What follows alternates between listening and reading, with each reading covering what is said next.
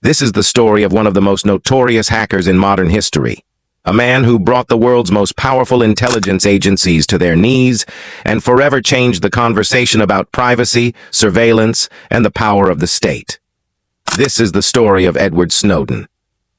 Edward Joseph Snowden was born on June 21, 1983, in Elizabeth City, North Carolina. Snowden's family had a long history of government service, and from a young age, he showed an aptitude for technology.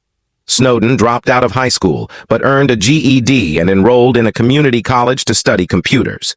His technological skills quickly became apparent, and in 2004, at the age of 21, he enlisted in the United States Army, hoping to join the Special Forces.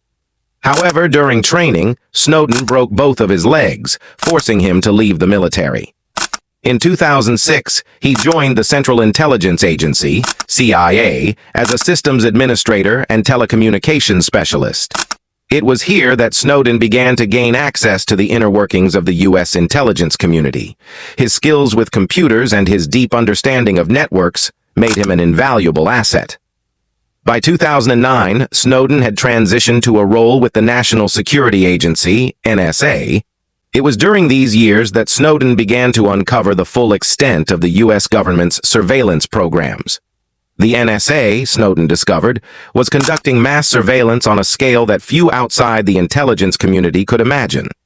The agency had developed and deployed a wide array of tools and programs to collect data on a global scale. The data wasn't just collected on suspected terrorists or foreign adversaries. It was being collected on ordinary citizens, both in the United States and abroad. By 2013, Snowden had seen enough. He believed that the American public, and indeed the world, had a right to know about the extent of the government's surveillance activities. In May of that year, Snowden flew to Hong Kong, taking with him a treasure trove of classified NSA documents.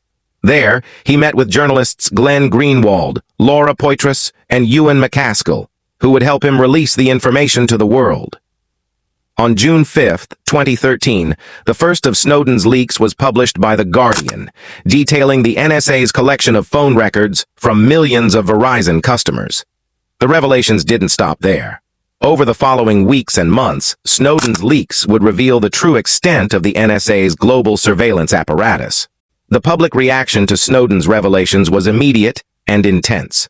Privacy advocates hailed him as a hero, while government officials labeled him a traitor.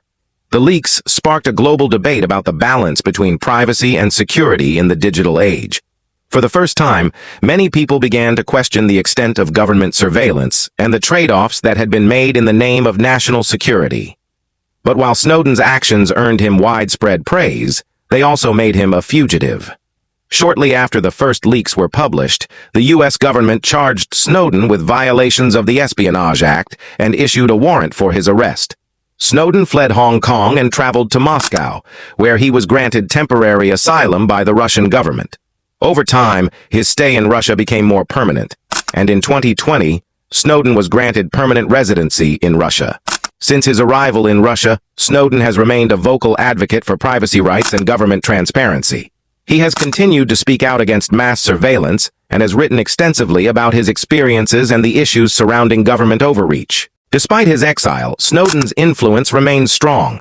His leaks led to significant legal and policy changes in the United States and around the world. The U.S. government, however, views Snowden very differently. Officials have repeatedly called for his return to the United States to face charges, arguing that his leaks caused significant damage to national security. They claim that the information Snowden revealed has been exploited by foreign adversaries and has made it more difficult for intelligence agencies to protect the country from threats. To this day, Snowden remains a deeply polarizing figure, a hero to some, a traitor to others. The impact of Snowden's leaks cannot be overstated. In 2015, the U.S. Congress passed the USA Freedom Act, which ended the NSA's bulk collection of phone records and introduced new transparency measures. So, what motivated Snowden to take such a drastic step? In interviews, Snowden has explained that he felt a moral obligation to act. He believed that the government's surveillance activities were a violation of the Constitution and that the public had a right to know what was being done in their name. For Snowden, the decision to leak the NSA documents was not an easy one. He knew the risks. He knew that he would likely never be able to return to the United States, that he would be labeled a traitor, and that his life would be forever changed. But in the end, he decided that the principles of transparency and accountability outweighed the personal cost.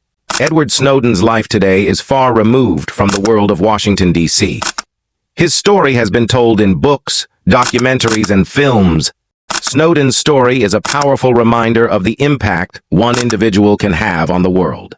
Share your thoughts in the comment section and don't forget to subscribe for much amazing videos.